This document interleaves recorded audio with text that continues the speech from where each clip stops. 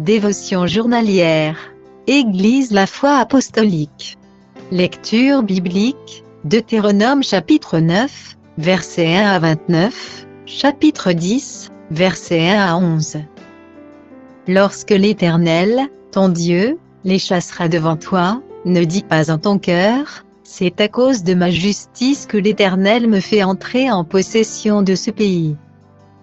Car c'est à cause de la méchanceté de ces nations, que l'Éternel les chasse devant toi. Deutéronome chapitre 9, verset 4. S'il te plaît, papa, puis-je aider à préparer les macaronis? C'était un appel habituel que faisait notre petite fille, mais ce jour était différent. C'était le premier jour où notre fille m'aidait à préparer des macaronis pour le dîner. Elle était encore très petite et très inexpérimentée dans la cuisine, donc je craignais un peu de la laisser cuisiner, mais j'étais prêt à faire une proposition. Après avoir fait bouillir les pâtes, les assécher, et y ajouter du lait et du beurre, elle pouvait verser le fromage en poudre pour faire la sauce au fromage. Elle a accepté avec empressement l'occasion et a versé la poudre.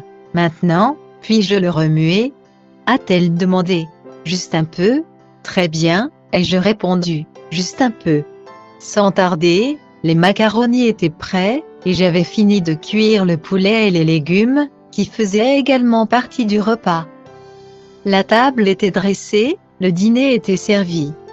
Tandis que nous savourions notre repas ce soir-là, notre fille était ravie et fière d'annoncer à ma femme. Devine quoi, maman? J'ai fait les macaronis.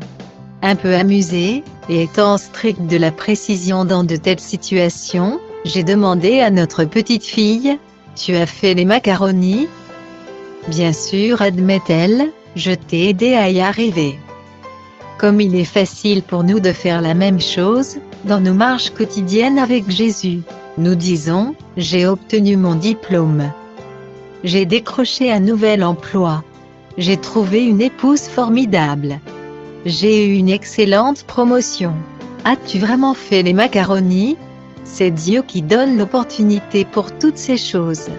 Ma fille pourrait à juste titre s'attribuer un certain mérite, mais pouvons-nous nous attribuer le mérite des bénédictions de Dieu?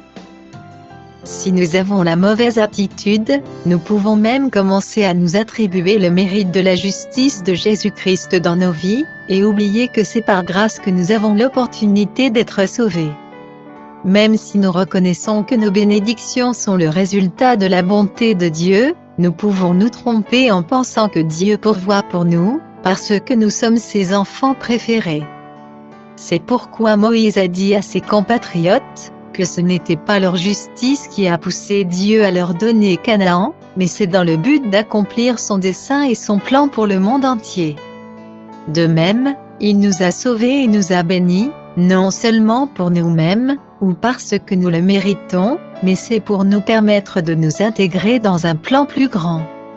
Avec chaque bénédiction que Dieu vous donne, demandez-lui de vous montrer comment l'utiliser pour sa gloire.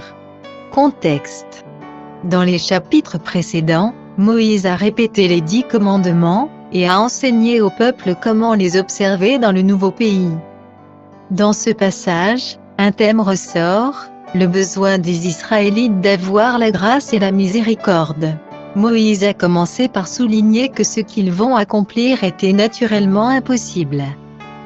Anna était un nom donné à une race de géants, vivant à Canaan à cette époque, un ennemi composé de nations plus grandes et plus puissantes que toi, que les enfants d'Israël ne pourraient jamais espérer vaincre par leur propre puissance. Par conséquent, ils ne pouvaient s'empêcher de savoir que cette réalisation serait littéralement un miracle de Dieu.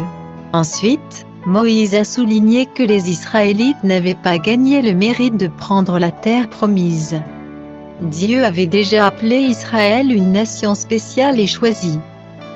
Il aurait été trop facile pour les Israélites de conclure que quelque chose en eux-mêmes était supérieur à toutes les autres nations, et que c'était pour cela qu'ils étaient si bénis.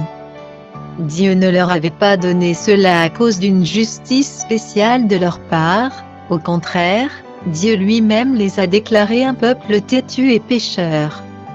Ils étaient plutôt les instruments de punition de Dieu, contre les Cananéens à cause de leur méchanceté. Ainsi leur entrée dans la terre promise était un acte de la grâce de Dieu. Pour souligner ce point, Moïse leur a raconté comment eux, et leurs ancêtres avaient péché contre Dieu dans le désert, en particulier dans la fabrication et l'adoration du veau d'or.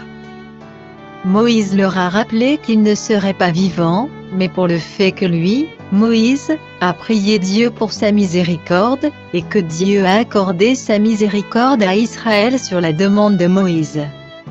Par conséquent, leur vie même était un don non mérité de la miséricorde de Dieu.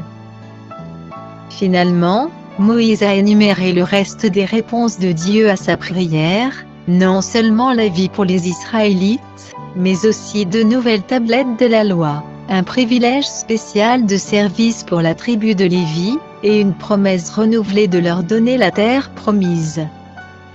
Les Israélites méritaient la servitude, et finalement la mort par la colère de Dieu pour l'avoir rejeté, et s'être rebellés contre lui. Les Israélites ont reçu la vie, la santé, la paix, la loi de Dieu, et la terre promise pour leur possession définitive. C'était vraiment un cadeau non mérité, une faveur imméritée, et la grâce incomparable de Dieu. Regardez de plus près. Quel privilège spécial a été accordé aux Lévites.